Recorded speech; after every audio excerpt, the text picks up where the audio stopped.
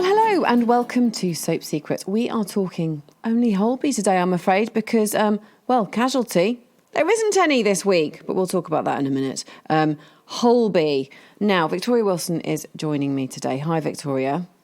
Hi, Hannah. Last week's episode was pretty emotional, wasn't it, really? Because the whole kind of Jeni situation came out and it's been bubbling along for a while. And it's pretty hardcore, wasn't it? Yeah. So obviously to go back, we had Jeni when she first arrived at Holby. She was the new director of funding, and it really seemed like she could reverse the fortunes of the hospital and of Fletch's love life. To be fair, however, it soon became apparent that our Jeni, played by the brilliant Deborah Stevenson, harboured a very dark side. And it was revealed that she was using the hospital fundraisers basically as a front to groom young girls for men with money. So very dark. Up until recently, Jeni had always managed to sort of cover her tracks, largely because she's able to blackmail girls like Fletch's daughter Evie. She got her involved into keeping her sort of dirty little secret. But last episode, when Mia, that's Donna's daughter, she was rushed into hospital and suffered an ectopic pregnancy. Evie just couldn't stand the pressure any longer and finally told her dad everything, and we mean everything. So that was then, this is now, and then in the next episode, Fletch is struggling to focus on his work, and it transpires that he and Donna have reported Jeni to Holby boss Hanson. Donna, she kind of reassures Fletch that Jeni's already likely to be in police custody, but they both get a shock when Jeni then comes strolling out of the hospital lift, coffee in hand, ready to begin her working day. They're kind of like, what? Sorry? Why is she here? Both Donna and Fletch, though, are under very strict instructions not to approach Jeni, and Donna knows they must not confront her. Obviously, Fletch is livid. He literally just wants to strangle her. I mean, you would, wouldn't you? I mean, it's just so awful. Yeah, but they don't confront her because, you know, if she realises the heat is on her, which it doesn't seem like it is because she's at work, that she'll try and escape. So Donna urges Fletch to sort of act normal and let the police do their job. Jeni, however, does know that something's up. She keeps trying to contact Evie, sending her messages, and Evie's like, you know, they're sort of trying to they don't approach her and they're trying to avoid any contact from her.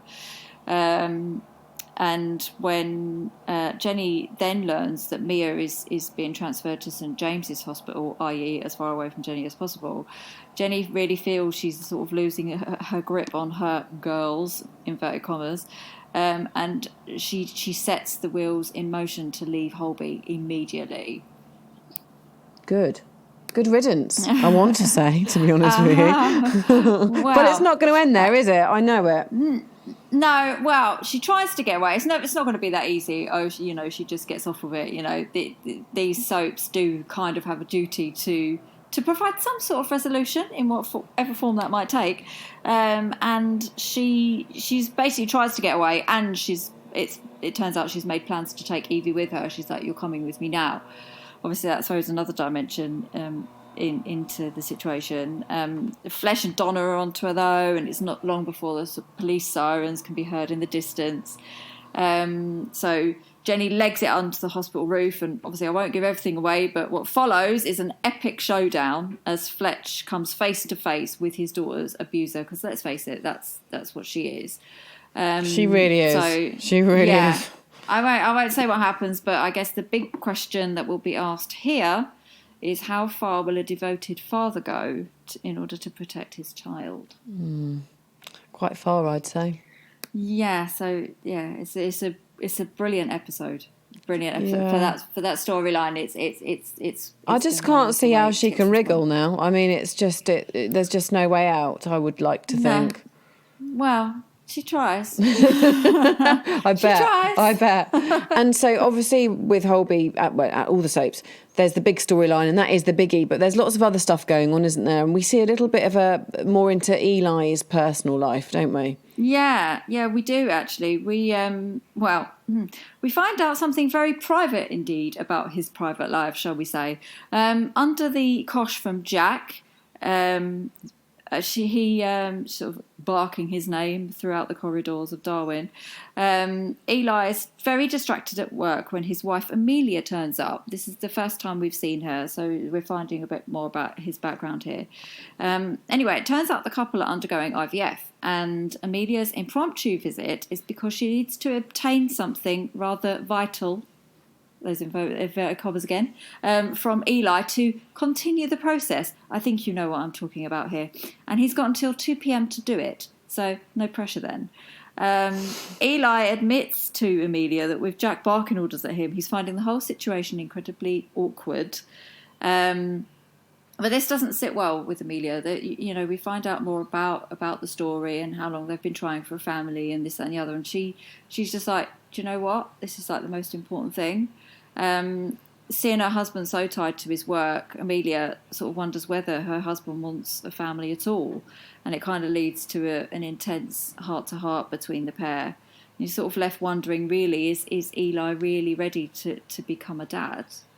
It's sort of really moved the story along, because up to now he's been in his role at Holby, if you like, was about this trial, but they've also had to put the trial on hold, and obviously now we're finding out that there are other things that he should be focusing his attentions on. And also, you'd like to think if you're sort of going through rounds of IVF, which anyone that's been through it will probably testament to the fact that it's pretty hard going on the body. Yeah. But, you know, not so much for him.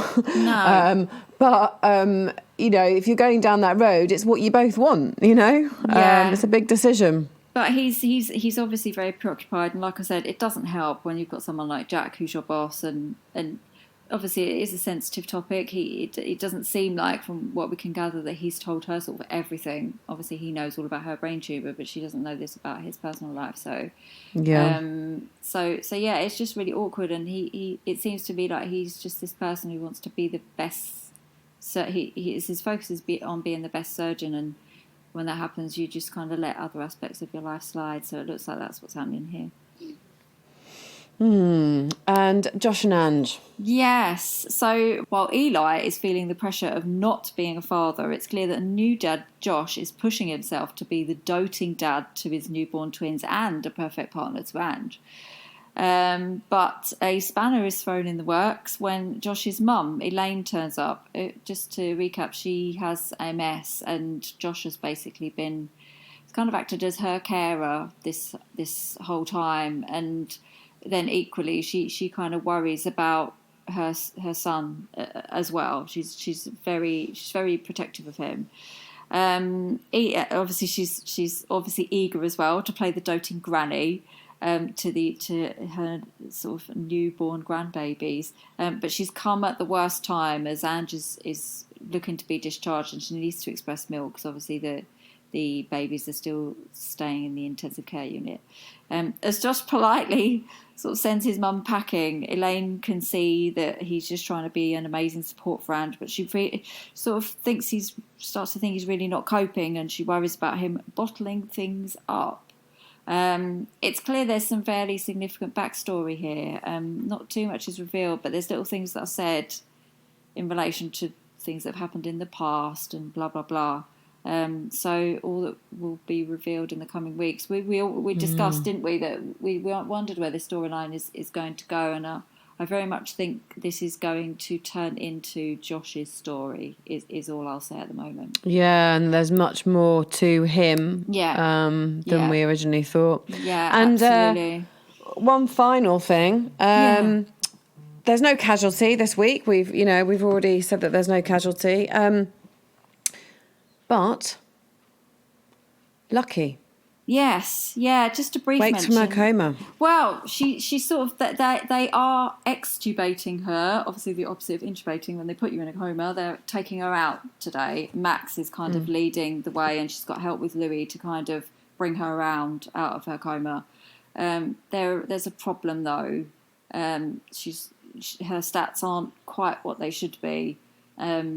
So it looks like there is going to be a bit of an issue, and we don't quite know what situation Lucky is in. Obviously, we know she's in a coma because she was whacked over the head by Jeni. So she's there. She's in her coma. She is going to come out, but what does the future hold for Lucky? I guess we'll find out next week. We will. Thank you, Victoria. It's all happening in Holby.